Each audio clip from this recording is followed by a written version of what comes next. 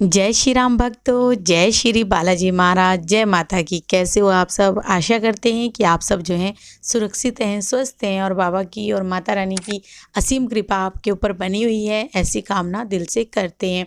तो जैसा कि आप सबको पता है कि हर रोज़ एक नई से नई वीडियो आप तक लाने की कोशिश रहती है और आज मैंने सोचा जिन लोगों ने जो है कमेंट किया हुआ था उसमें एक प्रदीप सोनी नाम का भी शख्स है जिन्होंने कहा है कि गुरुजी एक ऐसी वीडियो बनाइए जिसमें हम जानें कि क्या अब भाई मेहंदीपुर बालाजी जब जाते हैं सभी लोग मिलके जा रहे हैं तो क्या परहेज़ जो है, जो लोग परिवार के सभी सदस्य जा रहे हैं उनको भी परहेज़ करना पड़ता है या फिर जो रोगी है उसी को ही परहेज़ करना पड़ता है। तो उनकी वीडियो, उनका जो बोलने का जो सवाल था वो बहुत ही अच्छा लगा मुझे। तो मैंने सोचा क्यों ना इसके लिए वीडियो बना दी जाए ताकि ये सभी लोगों के मन में सवाल हो सकता था कि क्या भाई प्रेत रोगी को ही परहेज़ करना चाहिए या सभी को परहेज़ करना चाहिए। तो आज की जो वीडियो है वो आप सबके लिए है, बहुत ही ज्ञानवर्धक होने वाली है। अंत तक बने रहें। अगर वीडियो अच्छी लगती है तो लाइक करें, शेयर करें, कमेंट करें और अगर आप हमारे चैनल पे पहली बार देख रहे हैं तो चैनल को जरूर सब्सक्राइब करें, साथ में बेल आइकन है उसको प्रेस करें ताकि आने वाली हर एक वीडियो की नोटिफिकेशन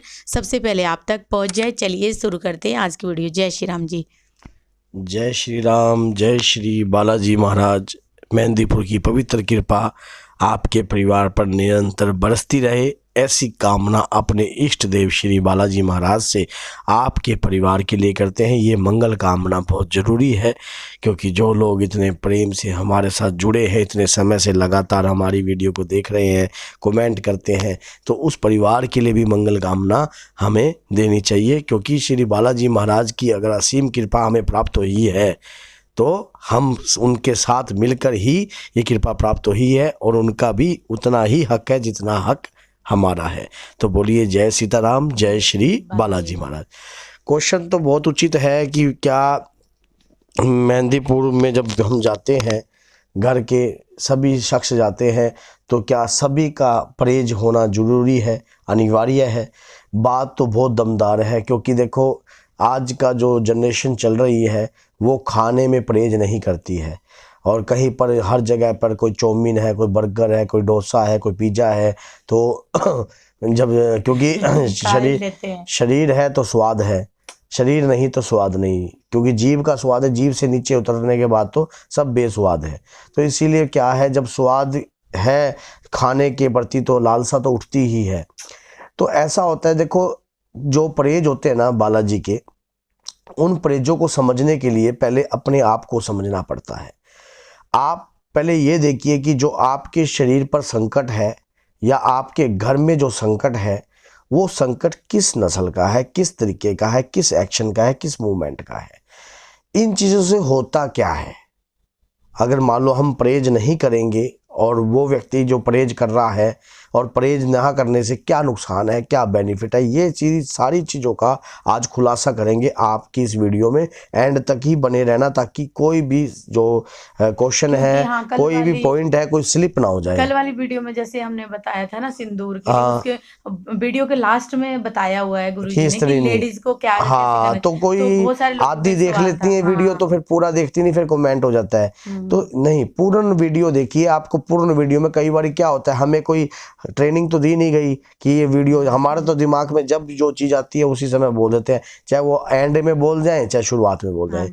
अब क्या होता है, देखो वैसे तो जो परहेज जो है सभी को करना अनिवार्य होता है क्योंकि जो संकट वाला रोगी होता है, जब उसके शरीर के ऊपर कोई संकट है, मान लो वो सूखे टिक्कड़ खा रहा है, सूखी रोटियां खा रहा है और वो ऐसी रोटियां खा रहा है, कोई आलू से खा रहे हैं उबले हुए से, कहीं उबली हुई, मान लो बगैर चुपड़ी रोटी, अपने शरीर को बेस्वाद कर रहा है। वो घर के सभी लोग हैं, मान लो अब वो क्या करेगा, दूसरे के शरीर पर बैठकर वो स्वाद भी ले जाएगा, बार बर्गर चाउमीन का स्वाद ले लेगा, समझ गए, तो तामसिक चीज़ों का ले लेगा, लहसुन प्याज का ले लेगा। तो परहेज रह कहाँ गए, कहाँ रह गए परहेज? परिवार तो एकजुट होकर परहेज करे तो ज़्यादा वैल्यूबल बनता है ना। तो वैल्यू तो जब ही बनेगी, नहीं तो संकट क्या करेगा मानसिक तौर, क्योंकि संकट को सबसे पहले ये बातों का उनको पूर्ण रूप से पता होता है कि ये बंदा जीव का लालची है, ये नहीं रह पाएगा, इसका ये खाएगा ही खाएगा। तो संकट उसको उग्रेसिव बना देता है, अंदर से वही अग्रेसिव हो जाता है उसी चीज़ों के प्रति। क्या तुम परहेज कर रहे हो, क्या ये रोज रोज तुम ये परहेज ही करते रहोगे? लहसुन प्याज दुनिया खा रही है, कौन से उनके ना खाने से भूत भाग जाते हैं? तो ये रिएक्शन होते हैं यंग ब्लड के। तो कईयों में जो चीज़ मूवमेंट उनकी बॉडी पर कर देती है वही चीज़ बोलती है, तो बंदा उनकी माताएं जो हैं वो तंग हो जाती हैं। वो कहती हैं जी हनुमान जी की पूजा तो हम कर रहे हैं, लेकिन हमारा ये हमने 41 दिन के परहेज भी करे, लेकिन ये नहीं पता कि बगल में लड़का परहेज तोड़ा है। समझ गए? तो मान लो किसी की मान लो जो ये परहेज है ये कंटिन्यू, क्योंकि अब मान लो घर में आप अगर कोई चीज़ बना रहे हो, क्योंकि ये तामसिक तो भोजन होते हैं, जैसे कि अग्रेसिव भोजन होते हैं, अंदर से उग्रपन पैदा करते हैं, जैसे कि चाउमीन, बर्गर, ये कोई हमारी संस्कृति के भोजन तो है नहीं, ये तो संस्कृति बाहर की है। तो वही बात है, जो जैसे कि चाउमीन हो गया, ये कोई चाइनीज फूड है।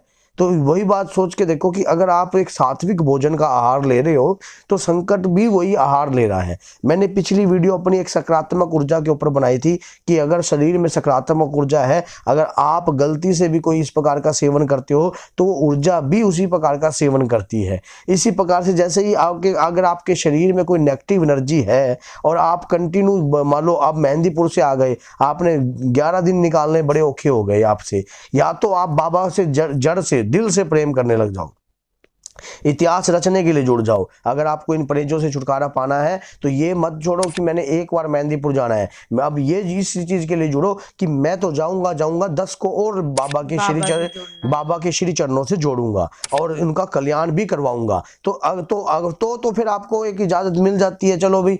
और ये जो बाबा की जो शक्तियां हैं, वैष्णव शक्तियां हैं, ये वैष्णव शक्तियां जो होती हैं, ये एक बार मान लो इन शक्तियों को पाने के लिए, जैसे कि आप सोच रहे हो कि मान लो माता काली के वो एक बार आपका ट्रीटमेंट हो गया, लेकिन दोबारा भविष्य के अंदर ऐसा क्या संकेत है कि चीज आपके ऊपर नहीं आएगी? क्या लोग मरने बंद हो जाएंगे? क्या ओपनियां बननी बंद हो जाएंगी? क्या आत्माएं खत्म हो जाएंगी? नहीं, ऐसा कुछ नहीं होगा। सिर्फ परहेज जो उन लोगों के लिए होते हैं जो लोग एक बार मेहंदीपुर बालाजी से जुड़ते हैं। अगर आप कंटिन्यू मेहंदीपुर बालाजी से जुड़ जाओगे और तो आपके शरीर के अंदर खुद एक ऊर्जा खुद ही परहेज अपने आप ही वो ऊर्जा बोलने लग जाएगी कि मैंने ये चीज नहीं खानी, मैंने चीज का सेवन नहीं करना। अपने आप ही वो चीज अपने आप ही अंदर से आवाज आने लग जाएगी आपकी अंतरात्मा से कि मेरे को ये चीज खाने से। जब बाबा की कृपा होती है ना भैया, तो उसके बाद प्याज, लहसुन, ये जो चीजें होती हैं गंदगी, इनका दिल भी नहीं करता आदमी का खाने का, जैसे कि ये कोई चीज का दिल नहीं, क्योंकि जब उसकी कृपा हो जाती है।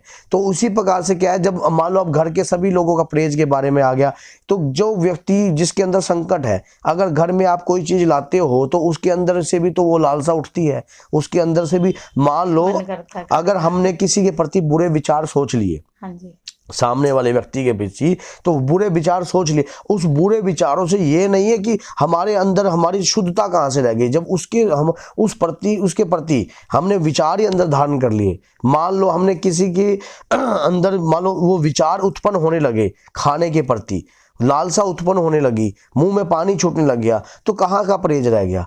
तो आप सोच के देखो, परहेज तो ये होते कट्टर परहेज करके जब आप लोगे तो संकट भी उसके शरीर पर जो संकट रहेगा वो भी तो उतना ही मरेगा, वो भी तो संकट वो भी तड़प रहा है। घर का कोई भी आदमी बाहर जाकर परहेज नहीं तोड़ रहा है, वो संकट बेचैन हो रहा है। अब संकट क्या करेगा? किसी न किसी के शरीर पर बैठकर उसको मेंटली तौर पर डिस्टर्बेंस करेगा, भाई परहेज तोड़, परहेज तोड़, परहेज तोड़। अब वो कहीं ना कहीं अग्रेसिव होकर व्यक्ति ये कहेगा, यार क्या किस प्रकार के परहेज कर रहे हो आप, बताओ, हम इतने दिन हो गए बगैर खोए, हमारी कोई जिंदगी नहीं है क्या, हमारी कोई लाइफ नहीं है क्या? ये चीज़ों में अनुभवित हूँ, इसलिए मैंने देखी हैं ये चीज़ें, तो मैं खुद इन चीज़ों को जानता हूँ। मुझे पता है कि लोगों की जो अंदर से आत्मा है वो किस प्रकार है। जिसने भी कमेंट करा है उसकी खुद की आत्मा ये सोचती है यार इसके चक्कर में तो हम भी फंस गए, समझ गए? तो ये परहेज अगर आप करके चलते हो तो संकट भी उसी प्रकार का आहार ग्रहण करता है। संकट की जो तामसिकता शरीर के अंदर उठती है, वो तामसिकता जो है ज़्यादा समय तक नहीं उठती है और उसके शरीर के अंदर वो चीज़ उग्र नहीं होती है। मान लो उग्र नहीं होती है तो वो फिर किसी प्रकार का गलत काम नहीं करता। अगर आप उसको तामसिक बना दोगे, आप मेहंदीपुर हो आए और आते ही आप रास्ते में भी चलो भी प्याज लहसुन का भोजन आहार ग्रहण कर लिया, घर में भी वो जिसके शरीर में वो गलत चीज अपने घर में प्रयोग कर ली, फिर कहाँ से संकट कट गया? वो घर तो बालाजी का है ही नहीं। उस घर के अंदर तो आपने नकारात्मक ऊर्जाओं का वास करवा रखा है, उस घर में तो आप ले आए नकारात्मक ऊर्जा आपके अपने साथ ही, तो कहाँ से मेहंदीपुर जाने से? लेकिन आपको अंदर से मानना पड़ेगा ना, भगवान को अंदर से जगाना पड़ेगा, अंतरात्मा से जगाना पड़ेगा। पड़ेगा। किसी चीज़ का त्याग करने के बाद ही तो फल की प्राप्ति होती है, या एकदम से ही फल की प्राप्ति हो जाएगी? जब तक आपने किसी चीज़ का त्याग ही नहीं किया तो फल की इच्छा कहाँ से उत्पन्न हो जाएगी, कहाँ से फल प्राप्त हो जाएगा आपको? त्याग करने से जिन्होंने भी त्याग किया है बाद में अमृत की प्राप्ति को भी उन्होंने ही प्राप्त की है। तो इसी प्रकार से क्या होता है कि अगर आप घर में जो मिलकर इकट्ठे बैठकर हम कोई भी संकट को तोड़ना चाहते हैं तो उसी में आपका सबका प्रेज, सबका सहयोग होकर सबका साथ, सबका विकास होगा घर के अंदर। तो आपका सबका साथ हो जाएगा तो उस घर के अंदर संकट का नाश हो जाएगा। घर के अंदर किसी भी प्रकार की नेगेटिव एनर्जी उत्पन्न ही नहीं हो पाएगी, क्योंकि प्रेज से संकट की अंतर का मनोबल भी टूटता है।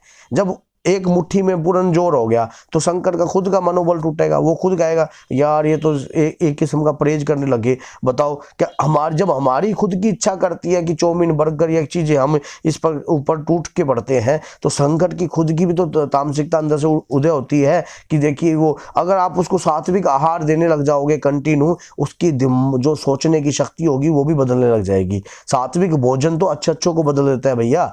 जब सात्विक भोजन का आहार होता है ना तो पेट भी सुखी रहेगा, इसमें भी कोई तन भी मन भी रोग भी नहीं रहेगा शरीर के अंदर। तो पेट के अंदर भी कोई बदहजमी नहीं होगी, किसी प्रकार का नुकसान नहीं होगा। तो इसलिए सात्विक भोजन का आहार उत्पन्न कीजिए अपने शरीर के अंदर। आपके घर के अंदर जो अधिकतर आपके घर में जो समस्या है उससे अगर छुटकारा पाना है तो एकजुट होकर ही कार्य करना पड़ेगा, एकजुट होकर ही लड़ना पड़ेगा।